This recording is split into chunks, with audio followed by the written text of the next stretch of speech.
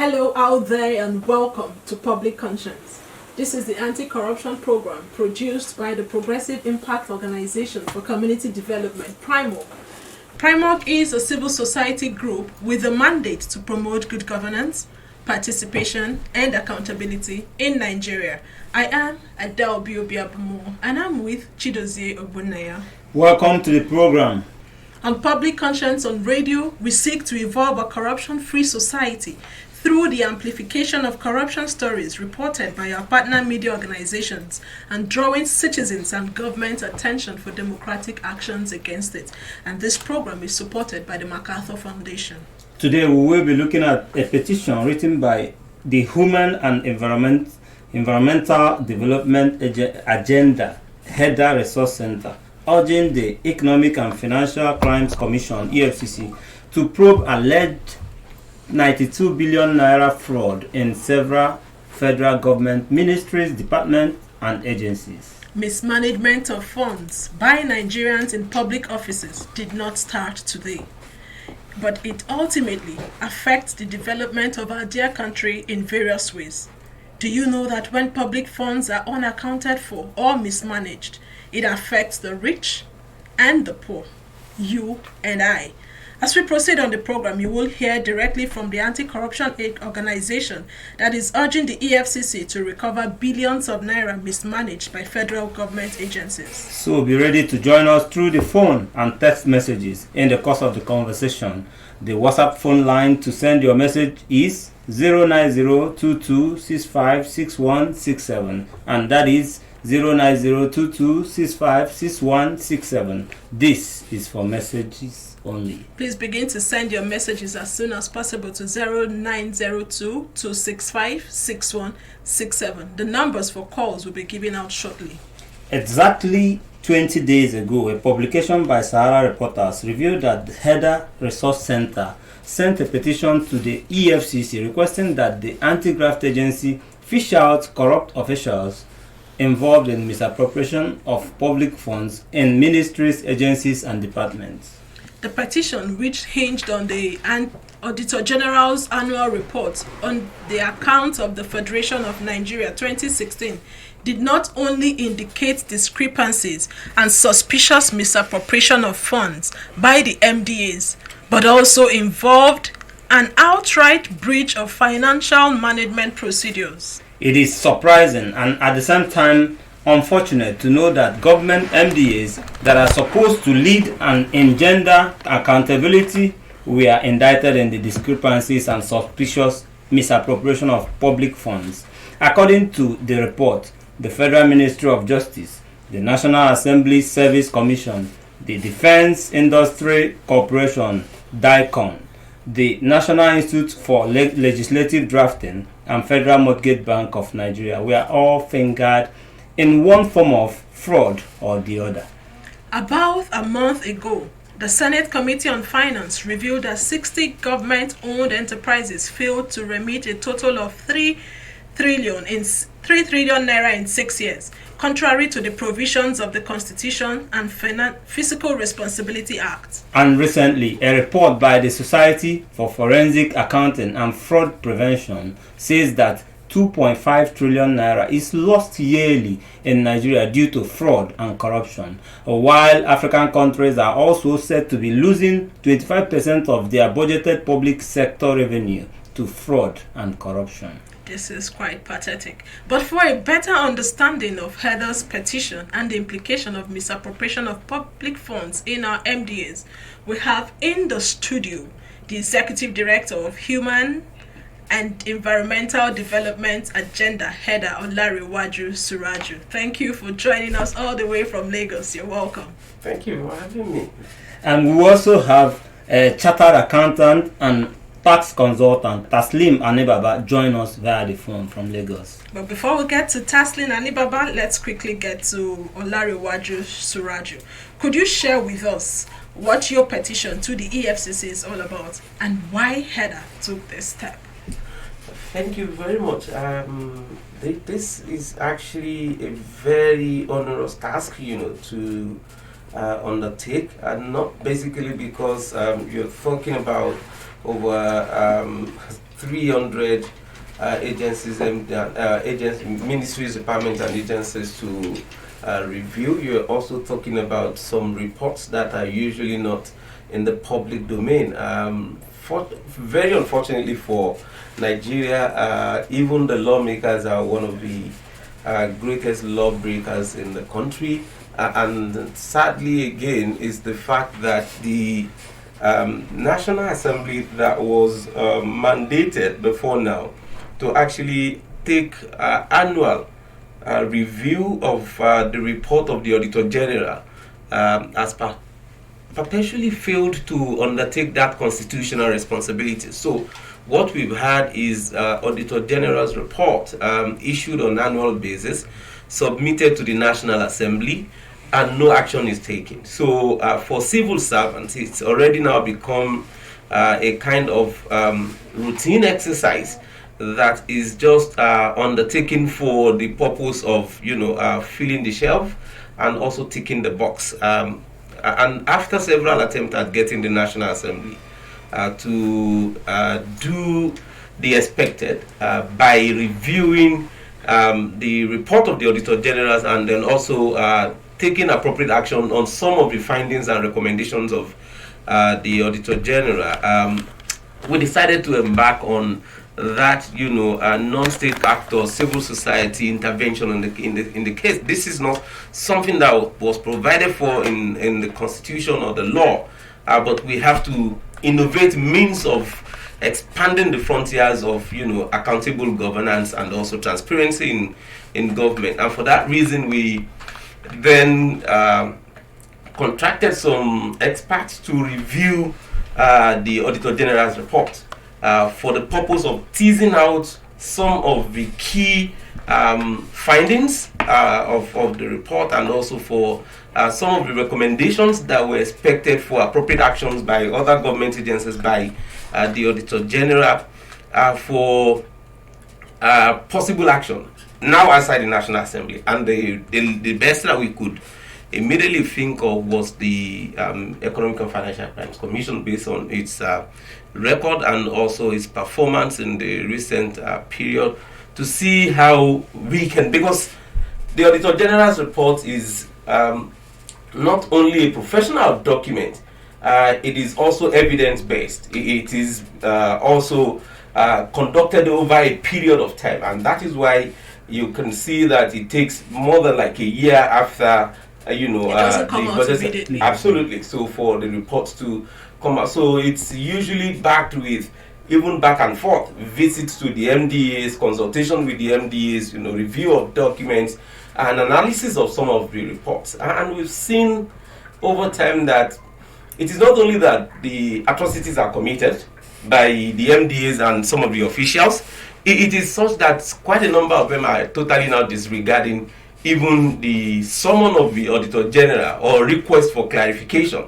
The arbitrariness, if you go through that report, it's such an embarrassment that should not be allowed for public consumption or even for international communities to see at the level at which civil servants, and this is not just about politicians. I think the Auditor General's report is less of politicians, but more of civil servants and bureaucrats. And this is where we have the greatest challenge in terms of dealing with corruption in public office. The civil servants are almost worse than the politicians that we on daily basis criticize, and quite a number of the civil servants are even richer than the politicians. And it is almost an attestation to the fact that politicians can barely succeed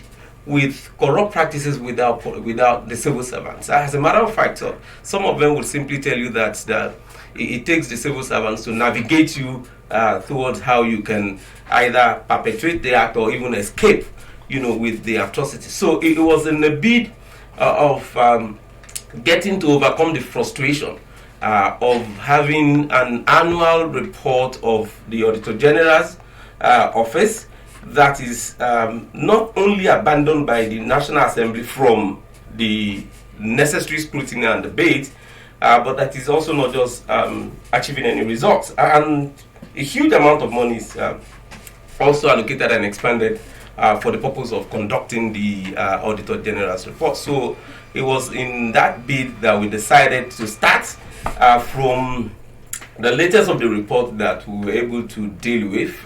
We really didn't want to get into also the sensation of just putting out the statement and saying, oh, Auditor General's report uncovered so, and end it there, which is just going to be for the media sensation and whatever. But we want to get concrete results, and we also want to hold somebody responsible. EFCC, Absolutely, yeah. We want to hold somebody responsible for appropriate action. So that was why we did the research, and not just for the media. And I should actually also inform that it wasn't just the 20 days ago that it got to the media that it was actually submitted. It has been submitted like 2 weeks before it got to the media, to the EFCC. So yeah, so it's already gone to the EFCC before it becomes a public knowledge. Okay, we'll go into details. Well, let's get to Tanslin and Nibaba.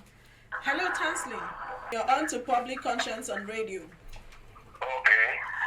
You've gone through the report the petition by HEDA and the Accountant General's report. What would be your reaction to this petition to the EFCC and the implication of fraud perpetrated by some government MDAs? The first thing I want to say is that I'm not a politician and I do not belong to any political party.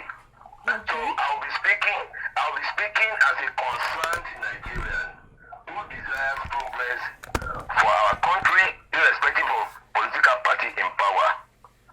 It is also an open secret that the current government came into power in 2015 on its promise to fight corruption. And this country, every member of this country has that right to hold them on to whatever they have promised the populace. The government also inherited a working system of government responsible for checks and balances. EFCC, ICPC, BPP, that is Bureau for Public Procurement, Auditor-General's office, as well as the Accountant General's office, have been in existence long before this government came into power in 2015. Therefore, it is a tragedy of monumental proportion that a private NGO, HEDA, is the organ making this commendable effort to compel EFCC to investigate the MDAs and others. The truth is, HEDA didn't just come across this information or these figures. These figures or the information will have arisen from various reports, Accountant General's office report, maybe CBN, maybe some other, because what this is pointing out to is that in fairness to the agencies, such as CBN, NDIC, Accountant General's office, Auditor General's office, even EFCC, they issue their reports on a constant and scheduled basis. That is the truth. They go around, they issue their reports. Then what happens to these reports? No action taken on these reports. The system works, but the output from the system is not getting attention from the executive and from the politicians. The politicians also, they will tell you in the National Assembly they have oversight functions. In what way have they impacted the system positively from their oversight functions? We should start asking ourselves these questions. So I don't understand what is going on in this country. We're talking about corruption.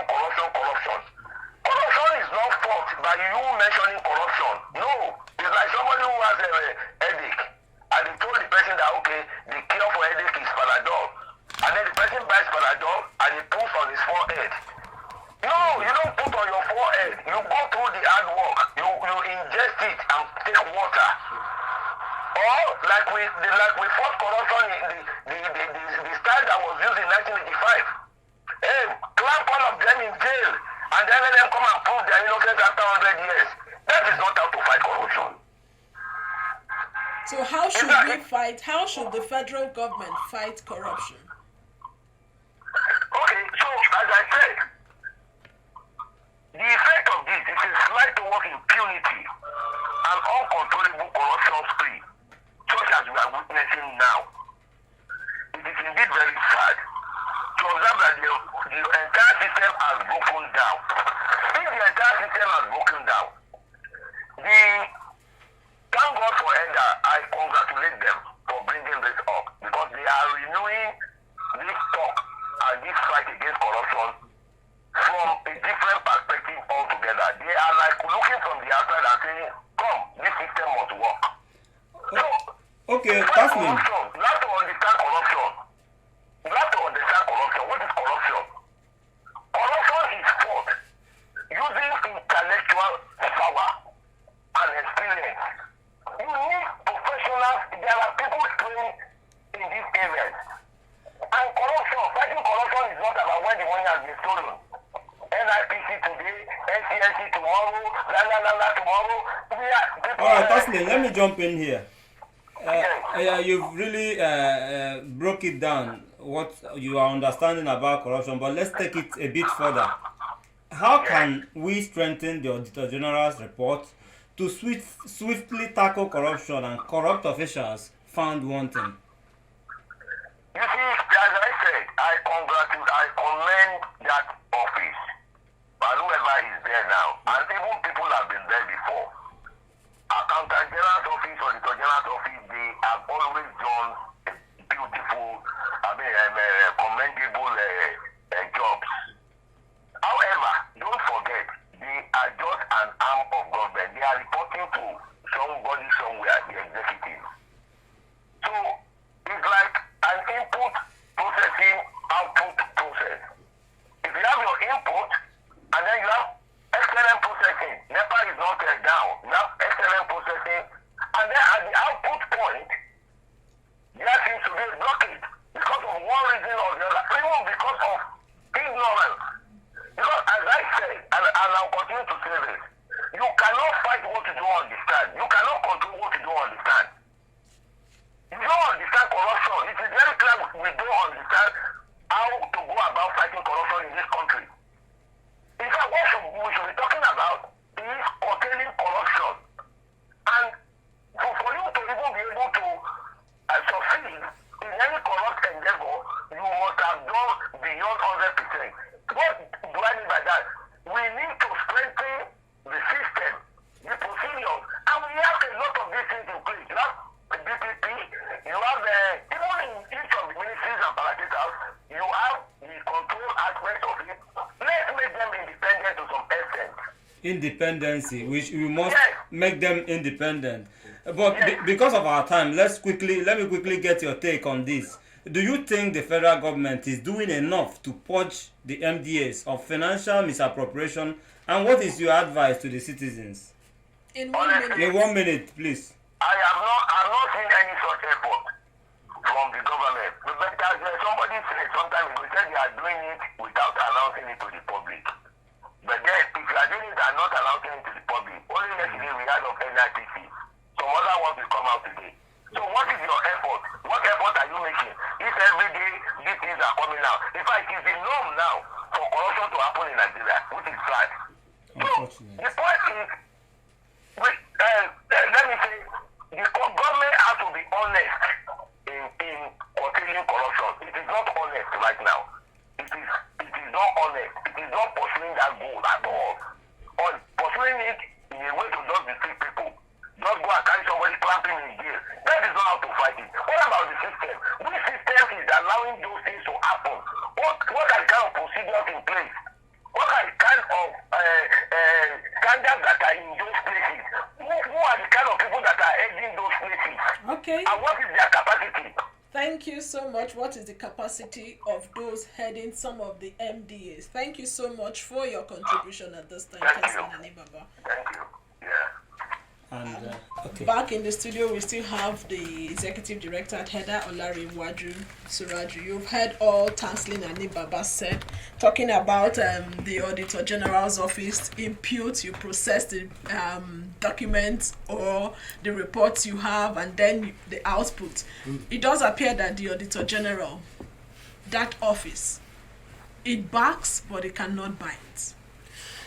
Yeah, I mean, that is how it is actually designed to operate. I mean, it is one of those that is referred to as the Supreme Audit Institution, and its work is to do what is done and then produce his report, which is actually to audit. So it's not the one to even implement his report.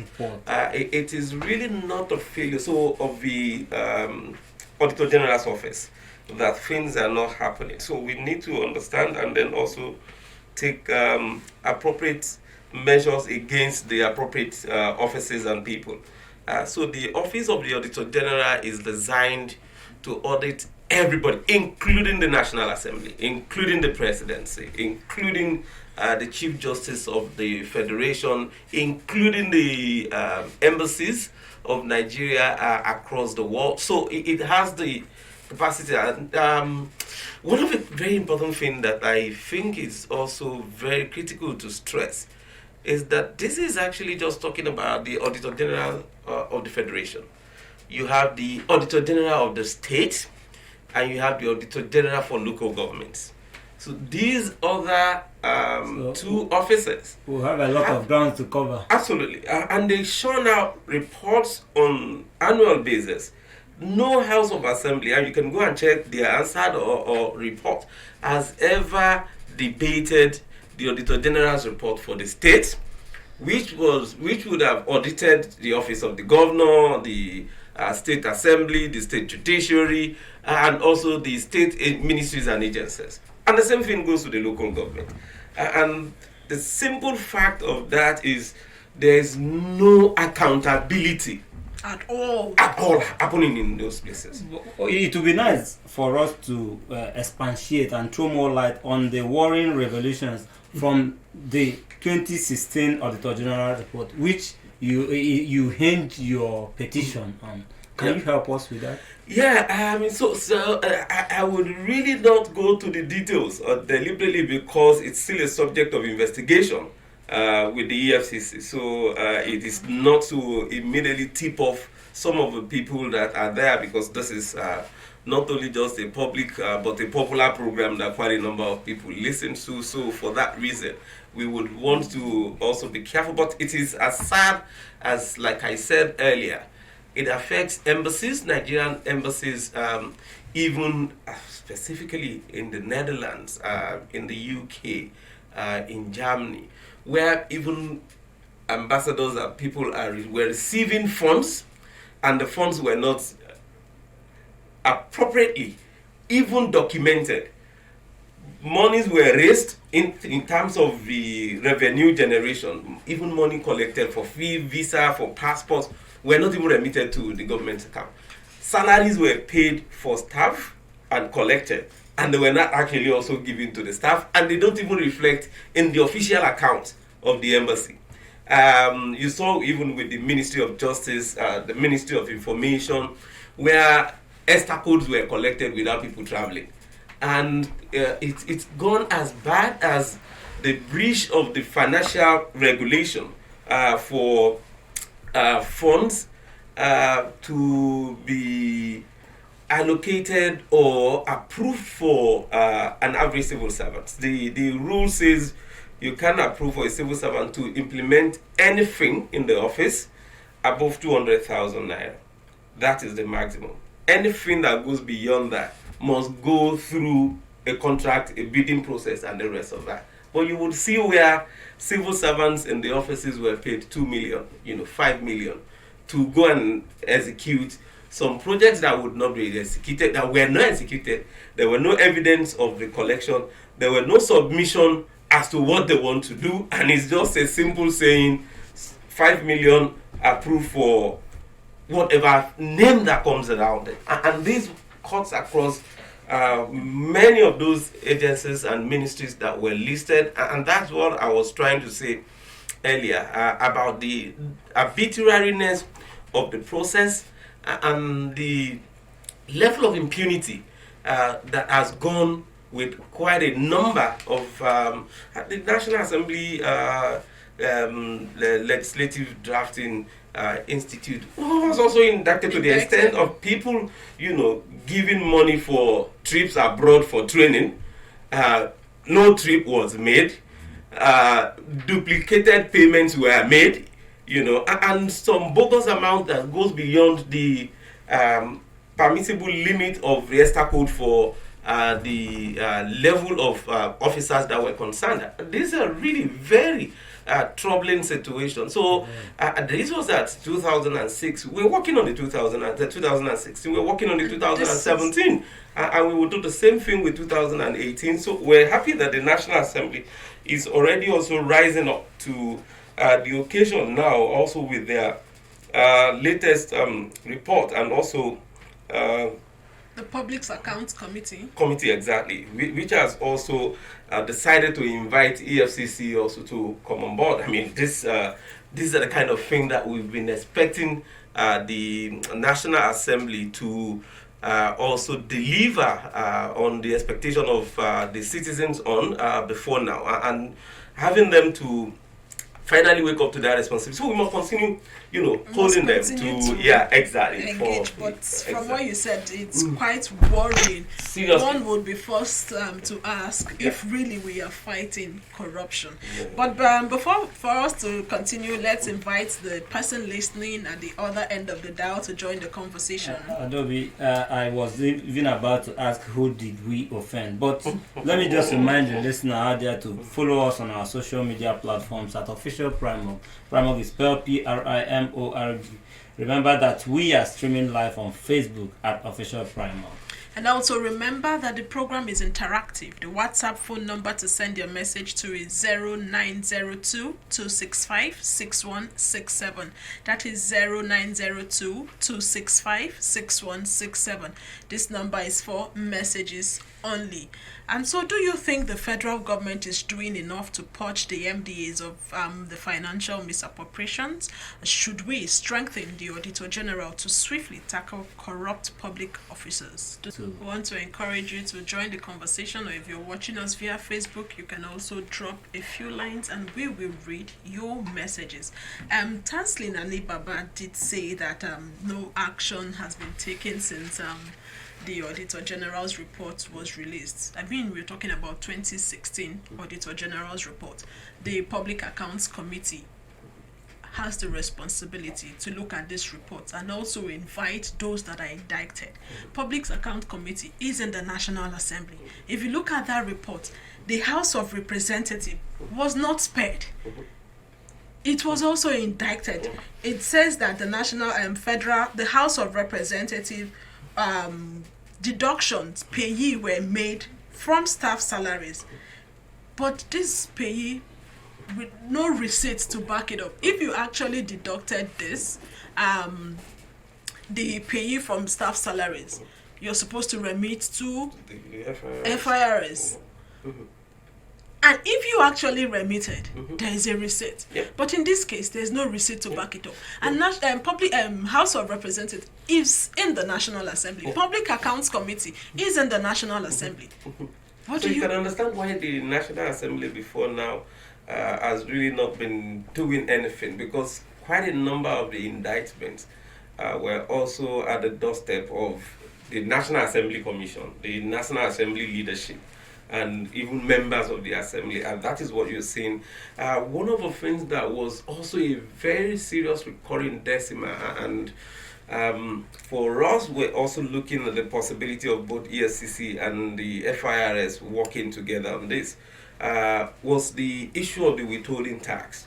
In many, and I can see about almost 70% of the MDAs and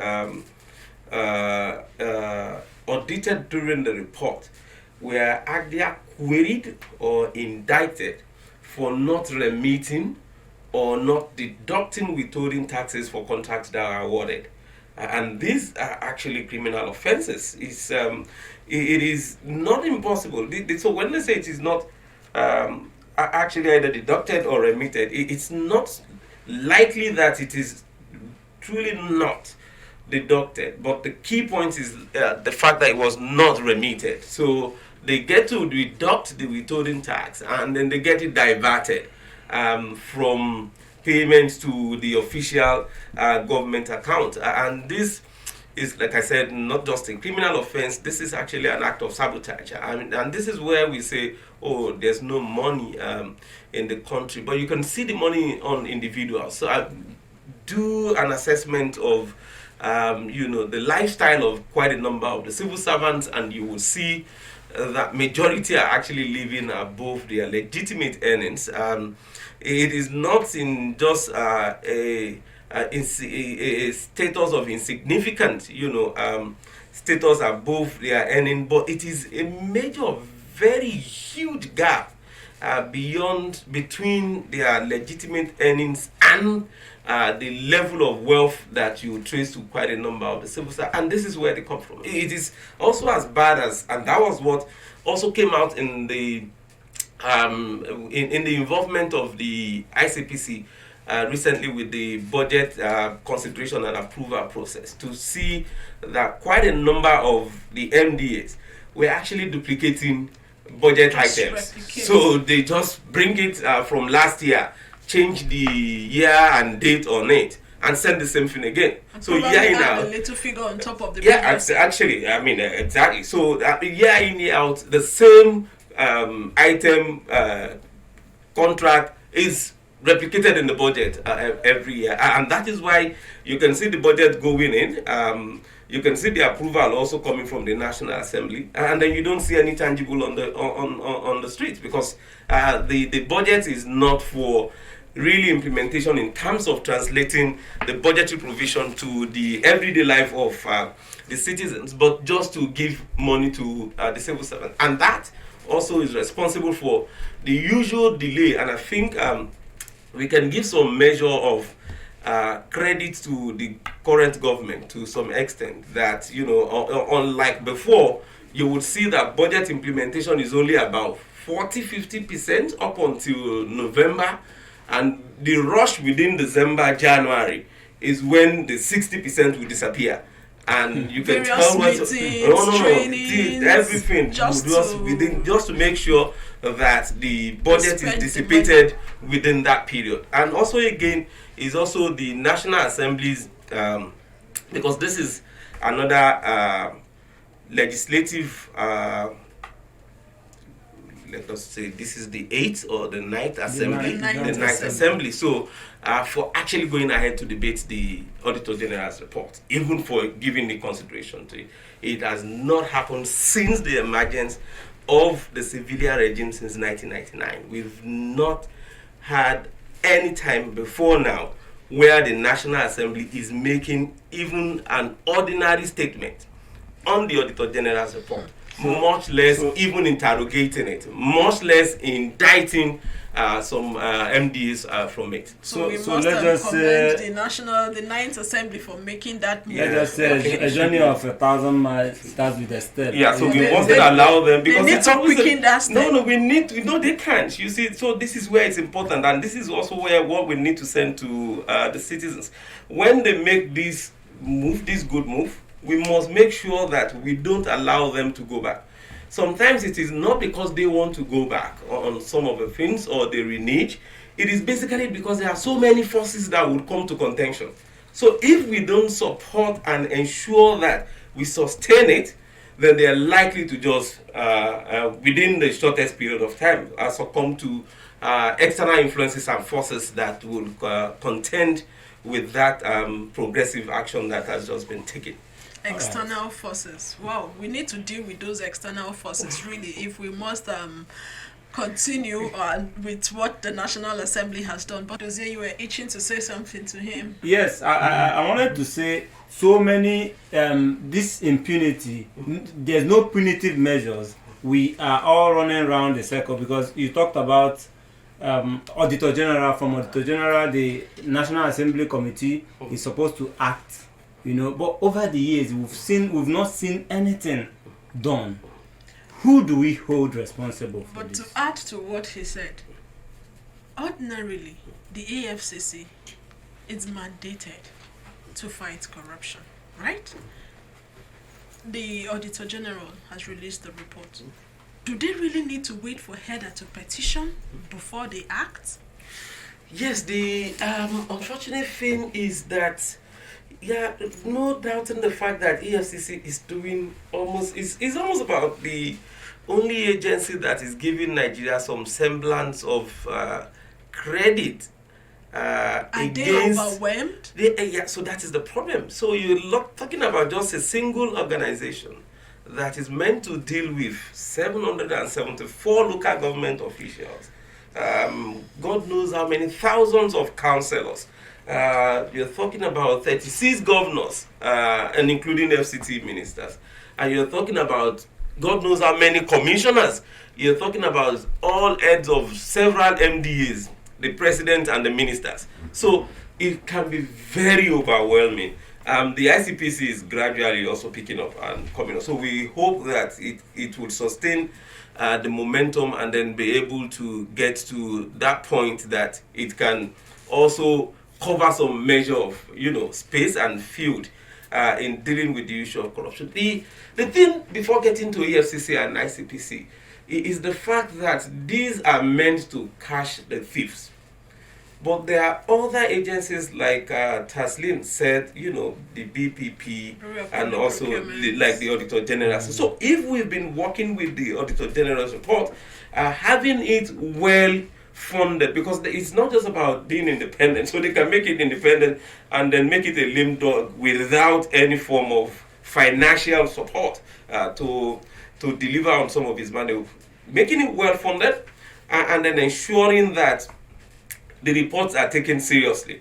Then you will have the prevention. So the prevention mechanism needs to be very seriously empowered to deal with that. It then reduces the work of the EFCC. So we don't really want to wait till people will commit the crime and then we start chasing them, because you spend money going after them. For an average suspect investigated and prosecuted by EFCC, when is the high profile one? You will be talking about hundreds of millions, to go and secure conviction in court. And that is not, I'm not talking about the cases of the likes of Odius or Kalu that has gone for like 15 years. I'm not talking about the cases of, Ayo Fayoshe that has gone for 10 years and more. I'm not talking about the FFK cases.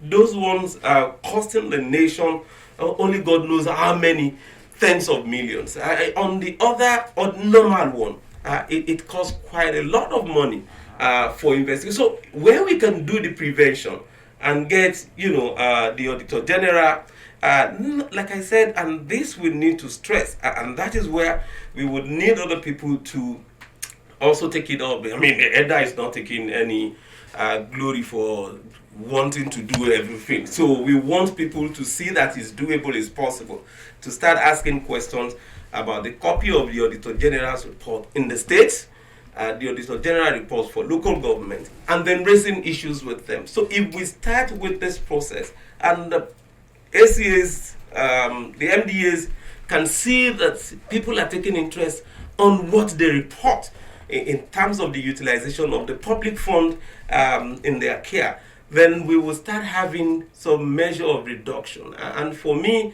the key point is not about catching the thieves, it's about preventing people from stealing. And that for me is very, very key.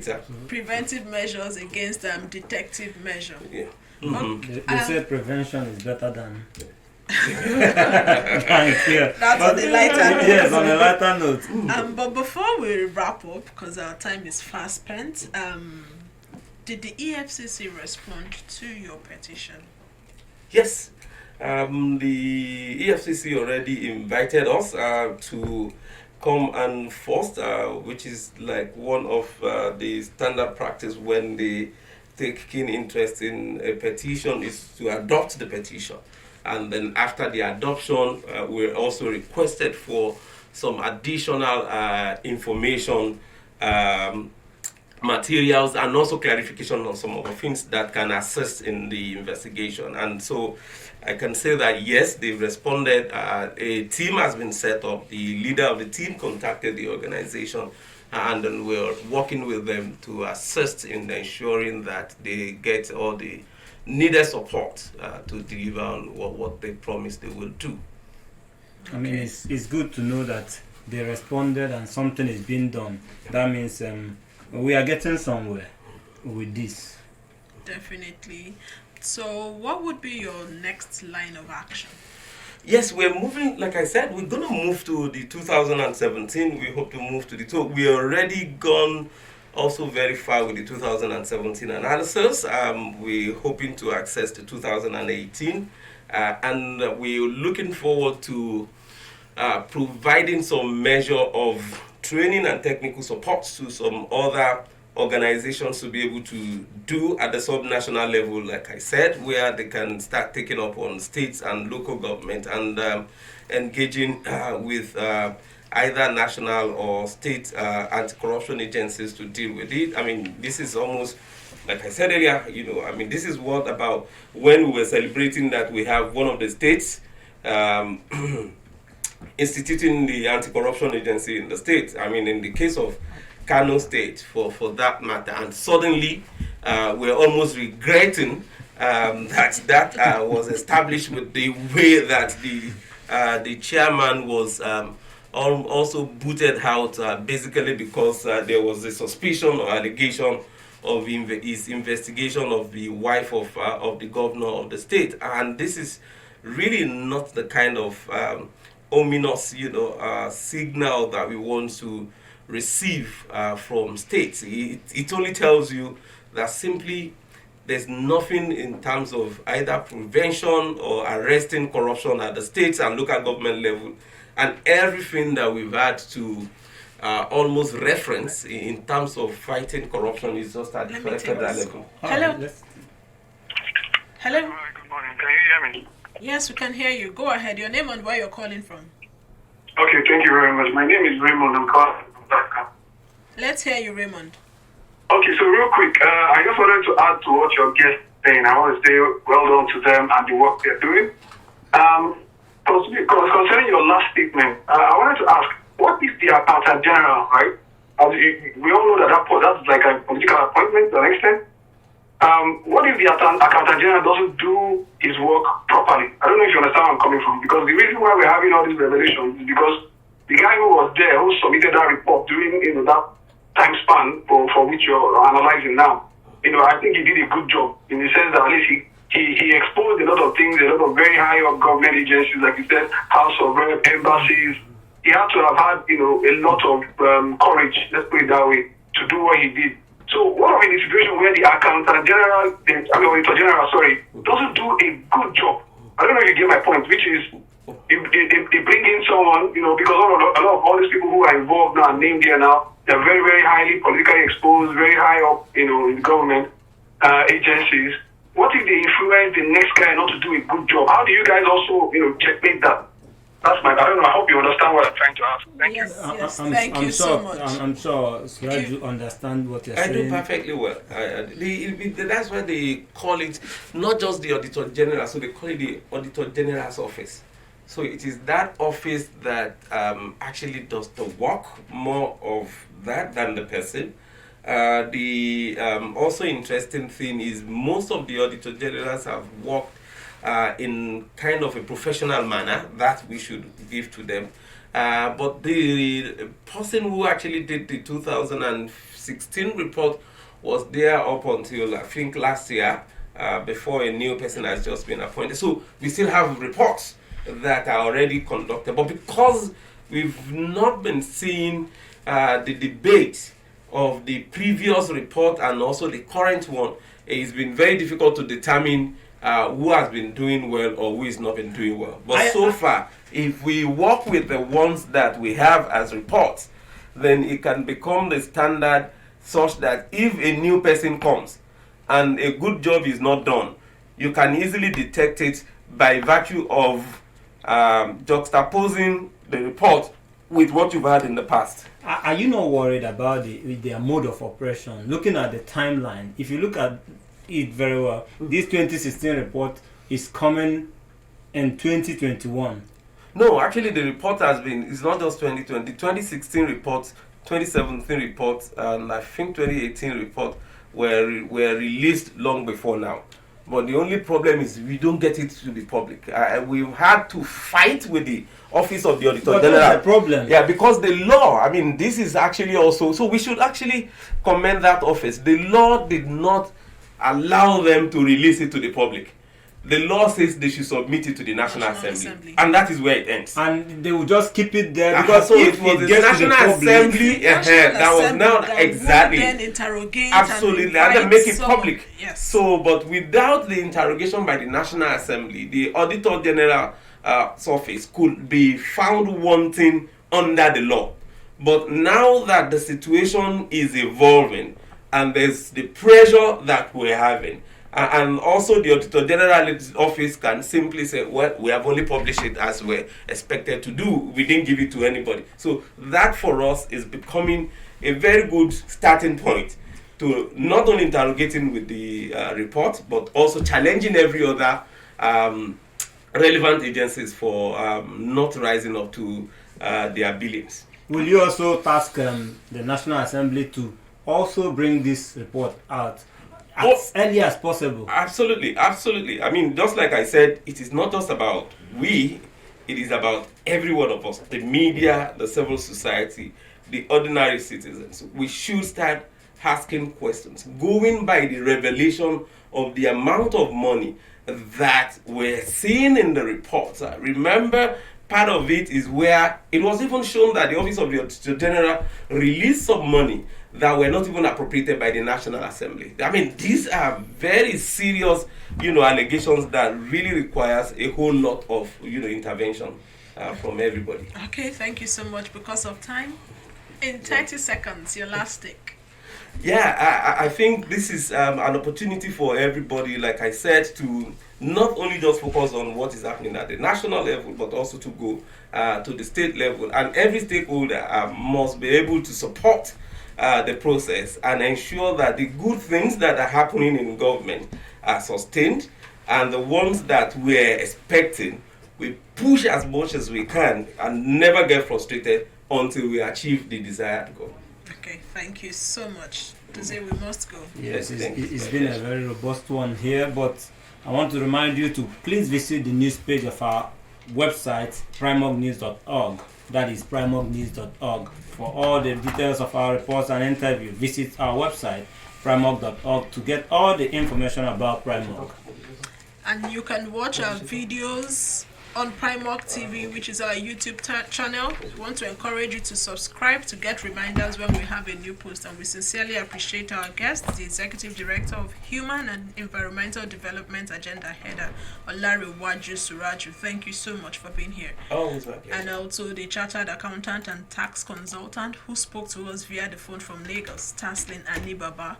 Public Conscience is supported by the John D. and Catherine T. MacArthur Foundation, committed to building a more just, verdant and peaceful world. Get more information about the foundation on its website, macfound.org. Join us again here next week for another episode of Public Conscience. And remember to follow us on Facebook and Instagram at Official Primog. I am Chidozie Obunne. And remember that you can give us information or hint about any corrupt act through our phone 0902-265-6167 or info@primog.org. I am Adaobi Obiabubu. Stay safe.